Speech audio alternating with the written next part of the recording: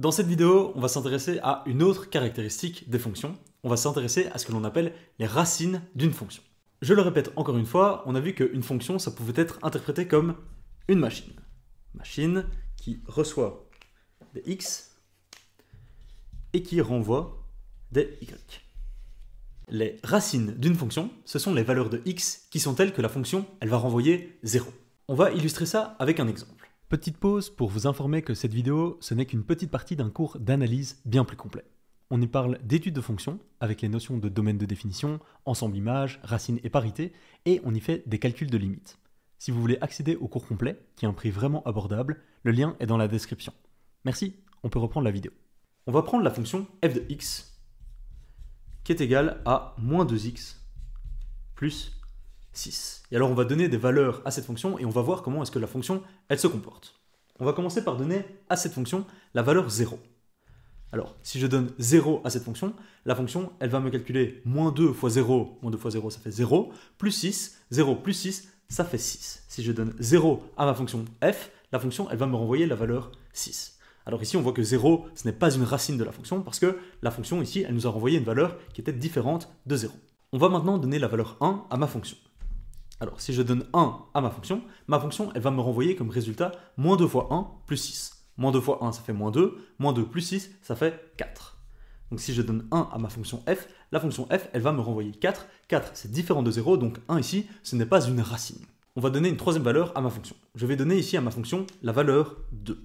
Alors si je donne 2 à ma fonction, la fonction, elle va me renvoyer comme résultat, elle va me renvoyer comme y, moins 2 fois 2 plus 6. Moins 2 fois 2, ça fait moins 4. Moins 4 plus 6, ça fait 2.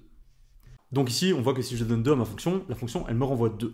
Donc 2 n'est pas une racine parce que la fonction ne m'a pas renvoyé la valeur 0.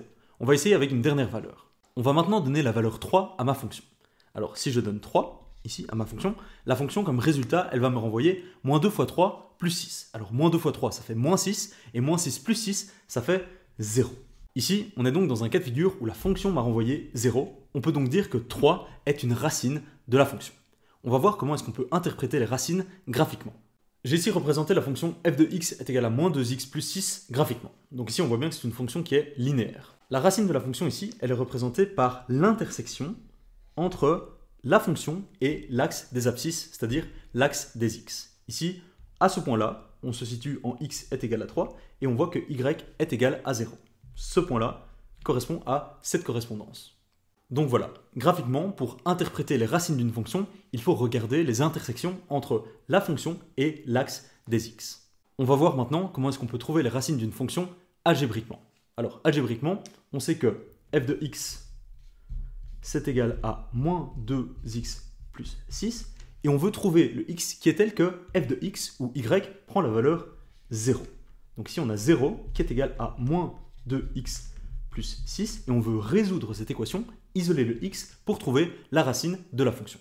Donc, pour trouver la racine d'une fonction, il faut remplacer dans la formule algébrique de la fonction f de x par 0 et isoler x. Alors, on va le faire ici. Ici, pour isoler le x, on va d'abord se débarrasser du plus 6. On va faire moins 6 de part et d'autre de l'égalité. On a donc ici moins 6 qui est égal à moins 2x. Et on veut se débarrasser du moins 2 qui multiplie le x. Du coup, on va tout diviser par moins 2.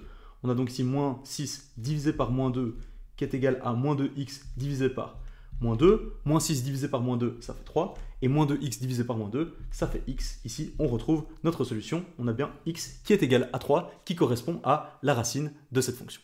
On va maintenant prendre un deuxième exemple de fonction pour laquelle on va calculer ses racines. Ici, j'ai représenté au tableau la fonction f de x qui est égale à x carré moins 1. Alors ici, les racines de cette fonction, elles sont directement visibles. Il suffit de regarder l'intersection entre la fonction et l'axe des abscisses. Et on voit ici qu'il y a deux racines. Il y a cette première intersection ici et cette deuxième intersection ici. Donc ici, les racines de cette fonction f de x est égal à x carré moins 1, c'est x est égal à moins 1 et x est égal à 1. Alors ici, les racines, on les a déterminées graphiquement. On aurait pu aussi les trouver algébriquement. Pour les trouver algébriquement, on aurait dû résoudre l'équation 0 qui est égal à x carré moins 1. Donc ici, ça c'est une équation du deuxième degré, et si on résout cette équation du deuxième degré, on obtient comme solution x est égal à moins 1 et x est égal à 1.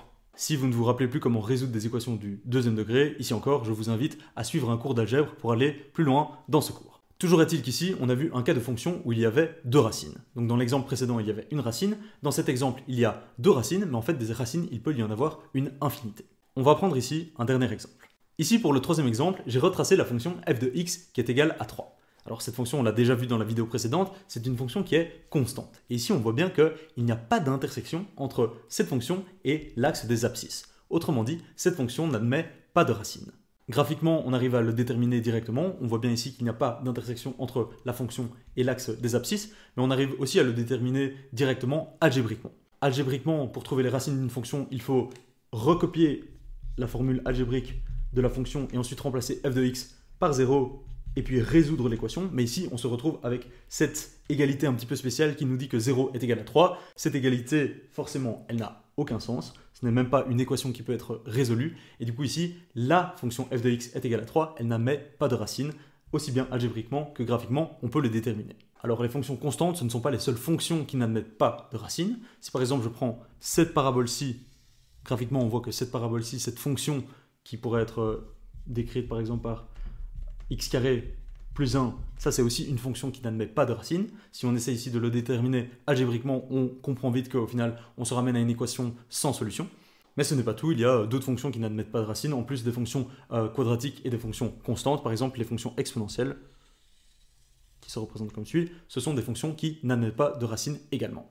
Voilà, on a parcouru pas mal d'exemples ici. Vous savez maintenant ce que sont les racines d'une fonction. Pour rappel, les racines d'une fonction, ce sont les valeurs de x qui sont telles que la fonction, elle renvoie 0 comme y. Graphiquement, ça se représente comme étant l'intersection entre la courbe et l'axe des abscisses, et algébriquement, on peut les déterminer en résolvant des équations. En fait, ce que l'on cherche, ce sont les antécédents de 0 pour une fonction. C'est tout pour cette vidéo, on se retrouve dans la prochaine vidéo, à très vite.